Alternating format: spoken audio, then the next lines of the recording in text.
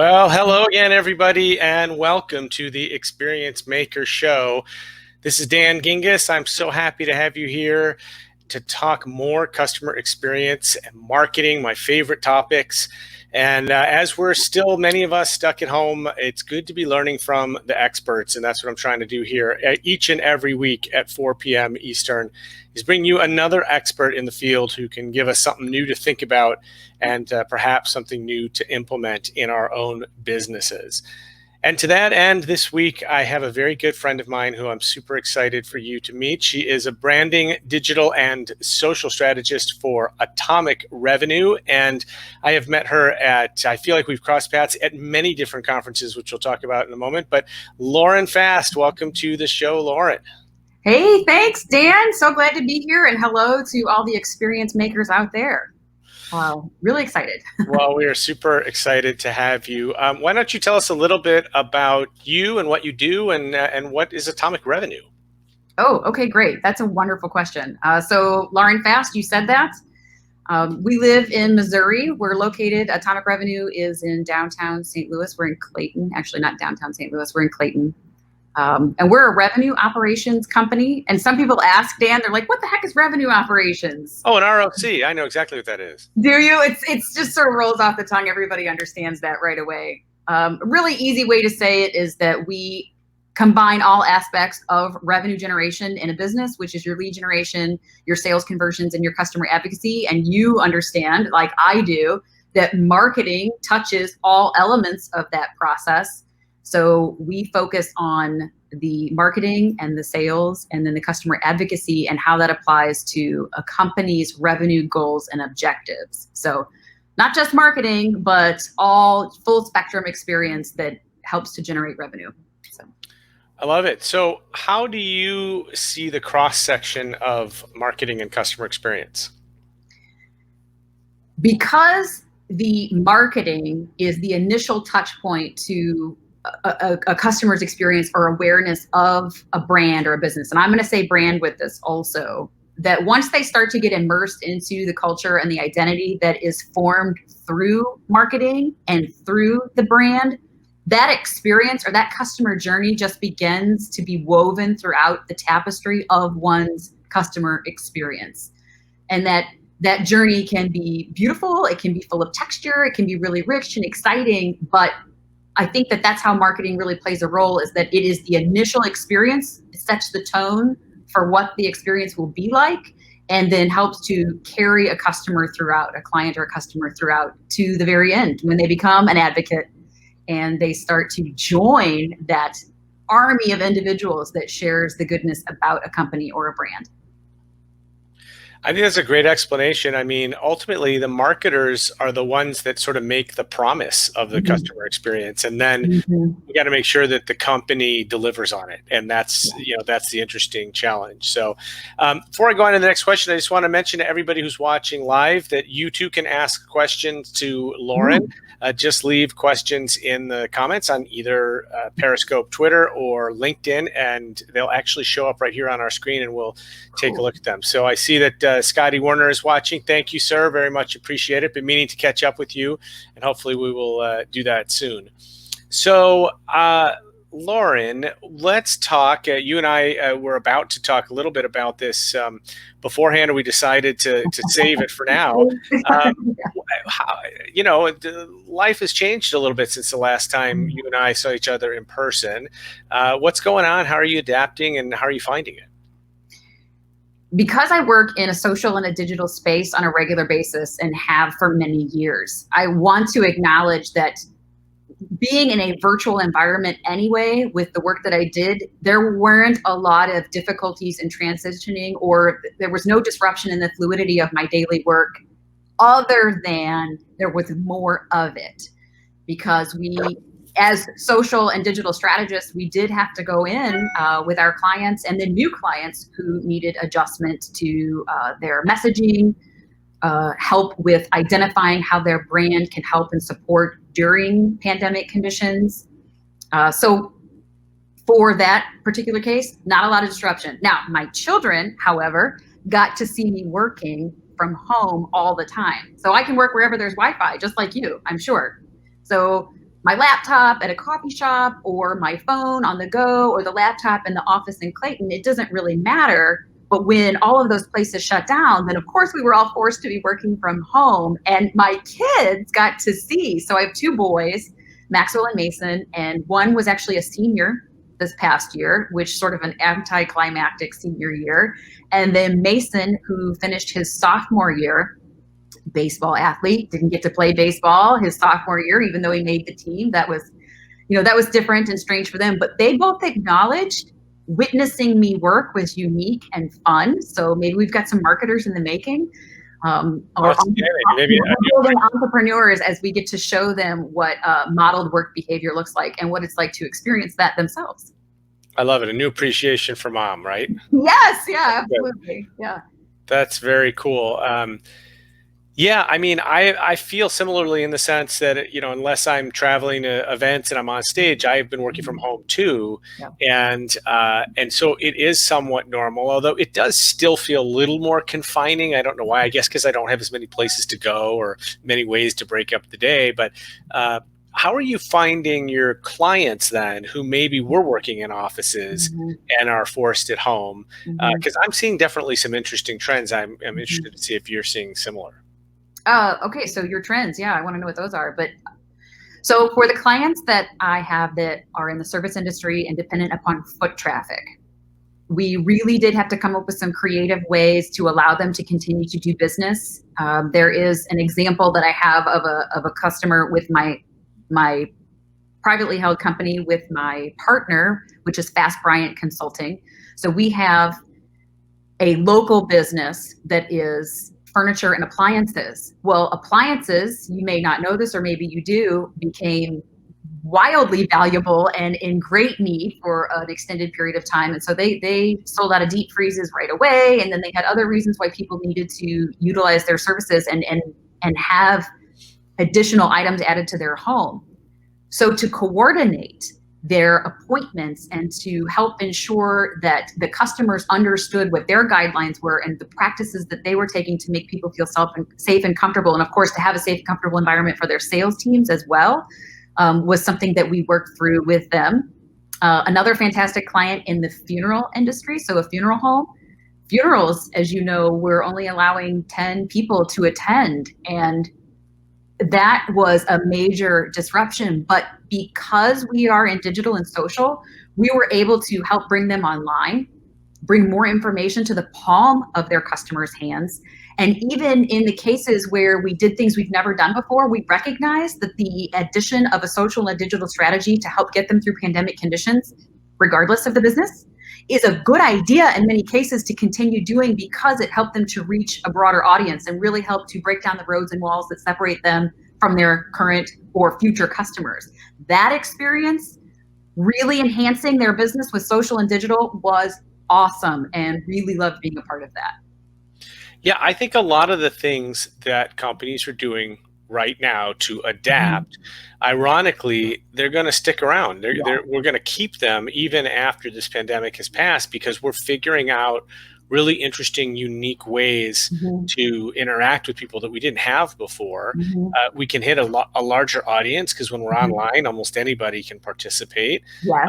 And we're getting really creative at how we're doing it. And I think, yeah, we hear about things like Zoom fatigue, but that's mostly people who are working every day and having to meet, back to back on video calls. But in terms of actually interacting with people in our private lives, personal lives, whether it's your religious institution or a funeral home, God forbid, or or really any company or other means of engagement, I think we're really finding some interesting things that are probably going to stick around because they're convenient, they're fast, and people are getting used to them. And what you just said, convenient and fast, and then it's comfortable. And in addition to the speed with which these things are taking place, it is simple. So a person can interact with a brand much easier than they ever were able to before. And then the experience of that, the comfort, the ease, the speed, all of those things have just enriched or enhanced an individual's life. So you're talking about Zoom fatigue. That's because people realized that they could pack 8 meetings in a day and still get work done. And about 3 weeks into that, we all realized, okay, I have to schedule breaks. Yeah. I put some breaks in there also, right? But so is an individual or a consumer recognizing, oh, it won't take me weeks to plan this event or to coordinate this appointment, or I don't have to wait till I get off work at 5 to drive this distance to get somewhere. I still can access all of these things in the palm of my hand so quickly and much easier. That's been an incredible piece born out of necessity, but definitely going to stick around. Yeah. And I think, look, a lot of innovation comes in times of necessity. And I think that it's super interesting to see the companies that are doing this. I'm working with one client that had to obviously cancel their gigantic event every year that brings, I don't know, 150,000 people. So sad, yeah.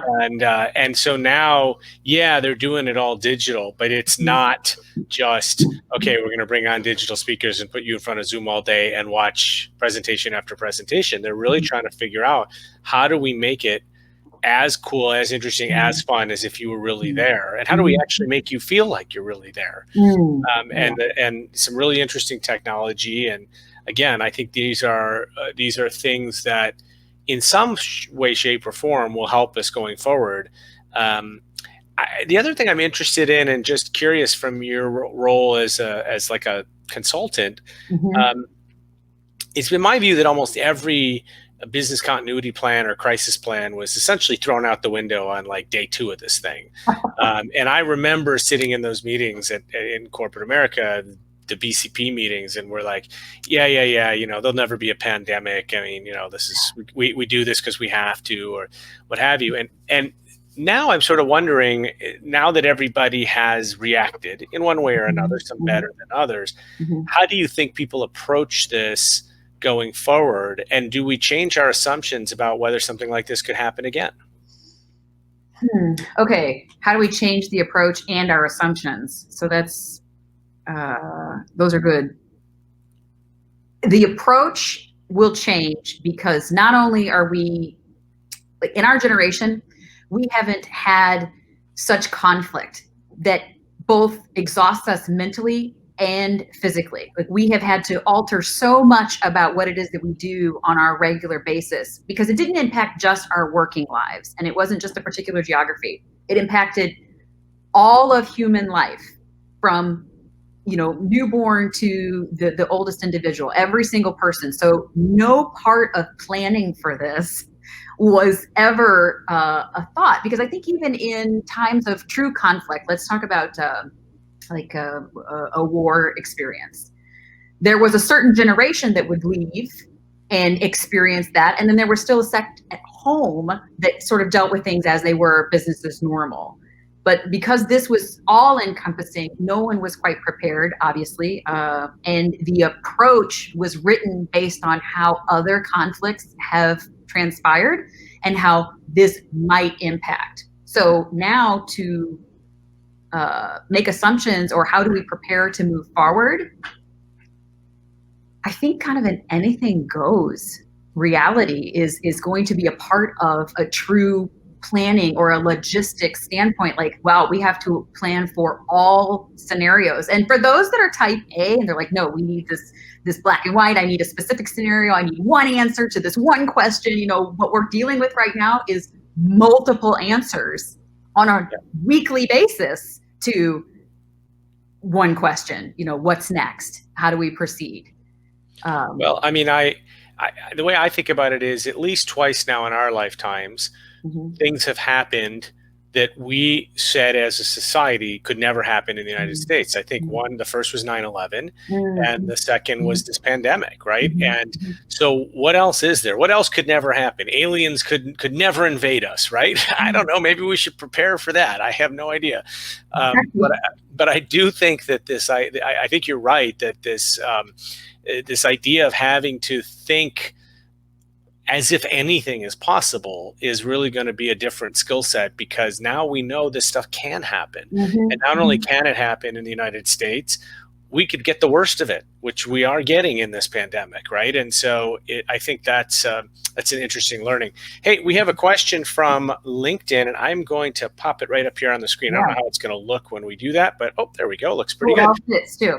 TJ McIntyre says, great topics. There's a sense or hope that we will get back to normal, but what do you think will stick with us after in terms of how brands will change in their approach? Great question, TJ. So TJ, we have actually been talking about this a lot with our atomic revenue teams. Because we operate virtually, we have people all the way from Washington State to Washington, D.C. We've always interacted via computer, but when we have the opportunity to meet with clients, we've definitely taken that time to do it. But based on surveys that have recently been conducted, about 70% of the workforce has been saying, I choose to stay at home because I'm getting more done. It's less expensive now for a company to just pay for an employee to have access to amazing Wi-Fi and to purchase their great computer and keep them at home. And then on my end, okay, so let me go all fashionista on you. I haven't worn my great, wonderful clothes, and I love clothes. I love bright clothes. I love shiny clothes. I love great fabrics. You're a very good dresser, Lauren. I love it, right? Look, I'm even still trying to, put on a collar when I don't need to, right? But I have been in t-shirts and elastic shorts for weeks. That never happens to me. So I think about just the impact to retail and the impact to the way people present themselves. We need to be all business from like the waist up, and that's about it. But it costs so much less to have an employee working from home. There's less wear and tear on cars, and then you don't have to pay someone to travel. So there's no airline tickets, there's no food for travel, and you still have the chance to have this interaction and get to know people. Like right now, like Dan, you and I stay connected via social, and you learn to know and meet people via social. So you do develop relationships. So while it's different in person, I do think that things that are going to stick with us is the advancement of this virtual connection, because it's efficient, because it's cost effective. And it allows us to spend more time than with our families and be in our homes, which have become oases and safe havens for us. Yeah, I mean, I completely agree. I have worked for numerous companies before that I would say I would have guessed would never have allowed work from home on a broad basis. And now they were all forced into it. And I think they're finding the same thing. I mean, if you're one of these companies that spends millions of dollars on a physical location every year, that you're now going to have to spend hundreds of thousands of dollars to retrofit to make safe anyway.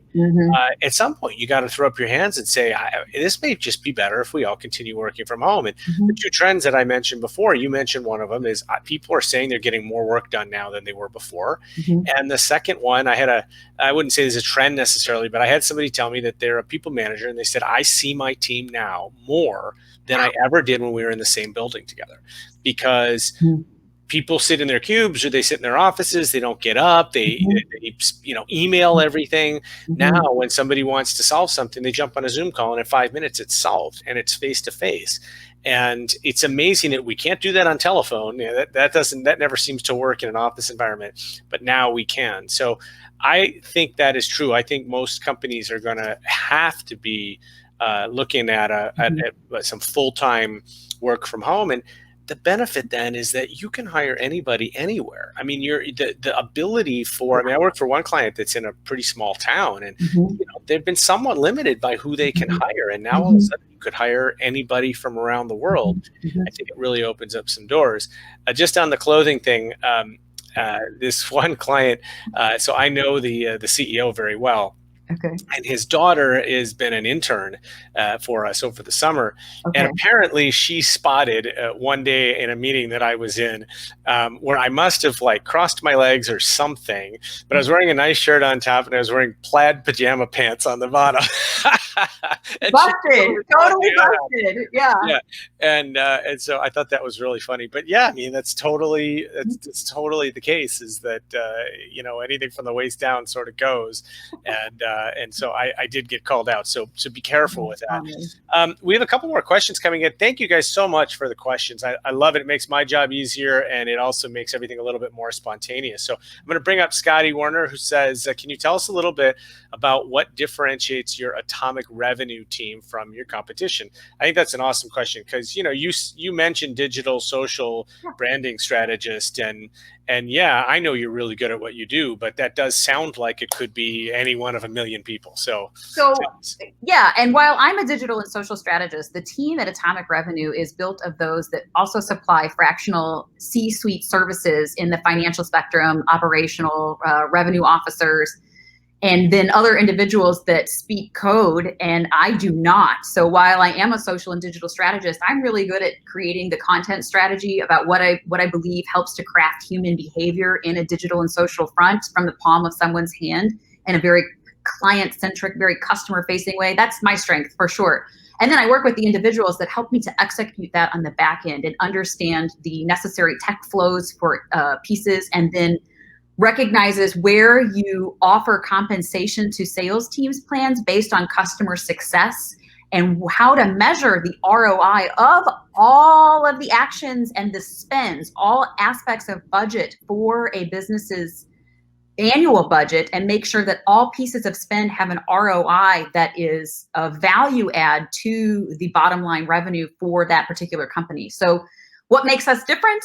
And I want to say what you just said, the access to the worldwide talent, quite frankly. Now, we're all in the United States, but since we've always been virtual, we've always been able to draw from this really wonderful and, quite frankly, wealthy pool of talent. There are some amazing individuals out there.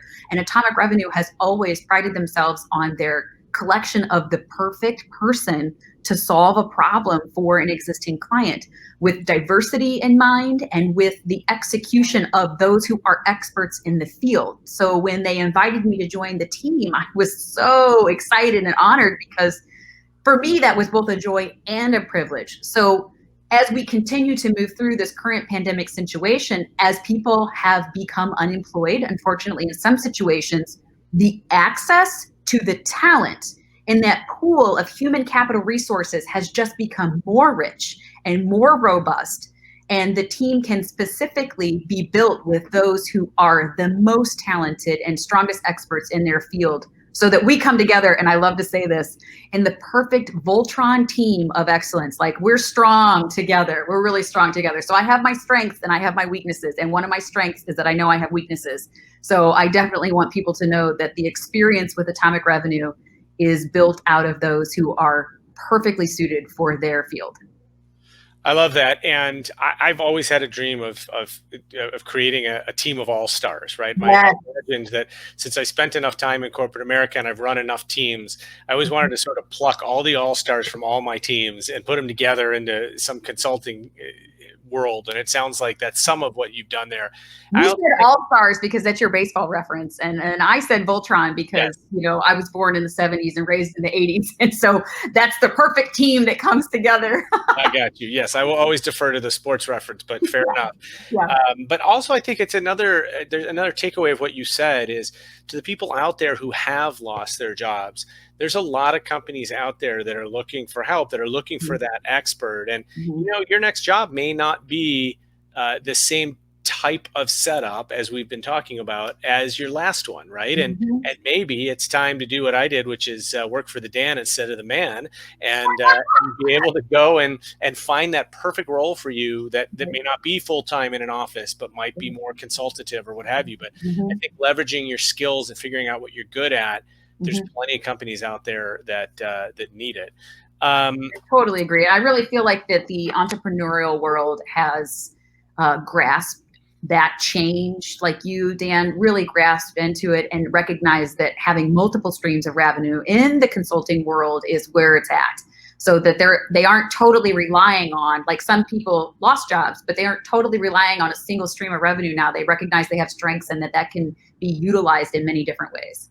Yes. Frankie, I'm going to get to your question in just a second. First, I just want to put up two things by my buddy Chris. He's clearly missing baseball, and then this is obviously true. We know this, right? So, You two are relentless. unfortunately, Lauren, a friend though she may be, she is not a friend in baseball because she's a Cardinals fan. I am a Cardinals fan. Yeah. But that's okay. That's okay. Frankie Sachet, great to see you, Frankie. So glad that you're here. She's a question for Lauren. What do you think impacts to media mix will be? Less billboard / radio with decreased commuting, for example. You want to take it, and I'm happy to add in some thoughts too. Yeah. Oh, no, that's fantastic. So from a billboard perspective, I do feel like there will be less billboard, but radio, and there's been really interesting ways that people have embraced audio. And so radio from just an AM FM standpoint will continue to serve a purpose. But I think that when people understand like radio in a paid service, so in a Spotify or a Pandora or getting into an iHeart radio type situation, people are absolutely subscribing to commercial-free versions of that. And there are ways to put together not just podcasts, but other forms of information and education in commercial ways that I think really is a part of modern technology, and people are carrying that around in their pocket all the time. So will there be impacts? Will there be shifts? Yes, but I think that that will certainly stick around. Billboards, however, I'm not sure what that looks like. And even now, it's not a piece of media that I work with a lot for any of my clients.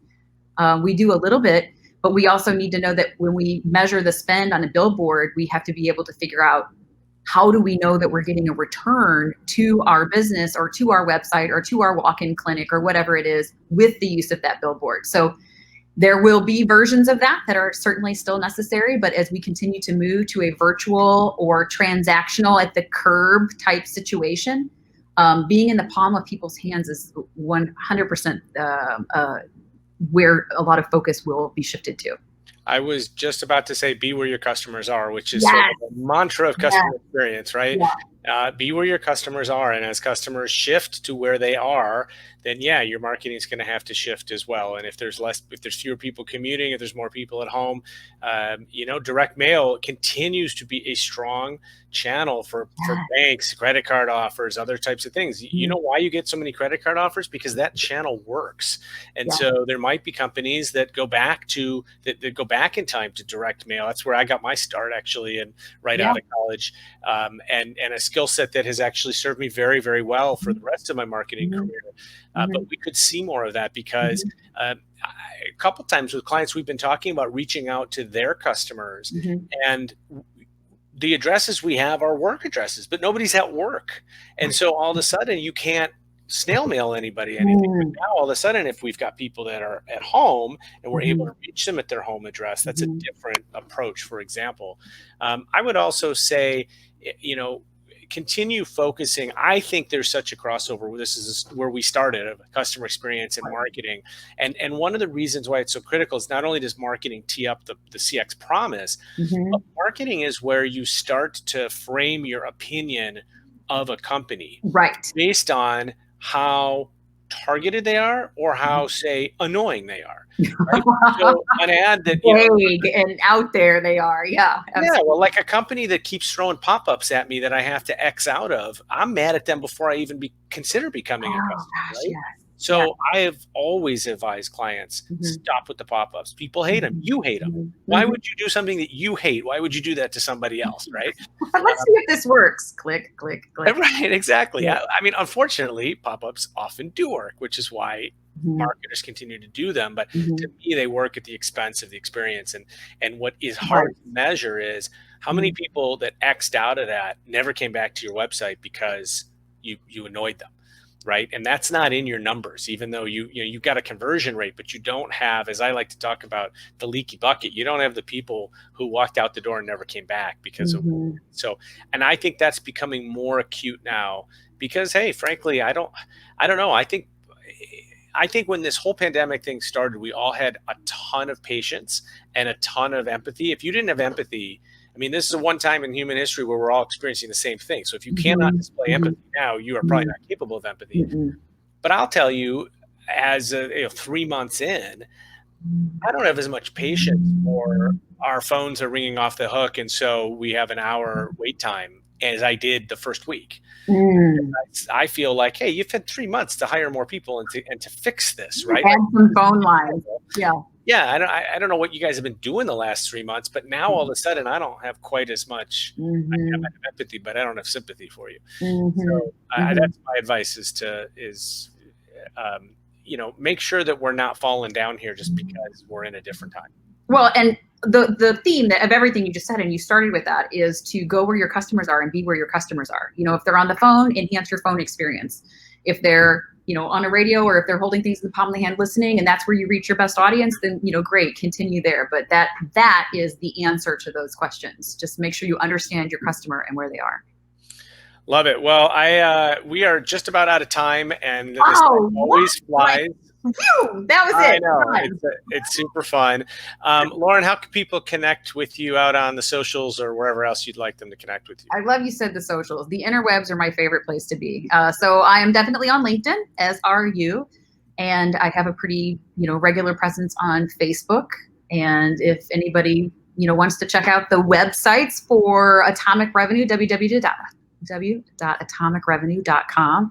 I actually have a blog that recently went up on the website that I'm really excited about, and it's about executives needing branding also, because at the executive level, the experience with the client, or the client experience with the company, can be a major game changer when you understand that there's real humans at the helm of that business.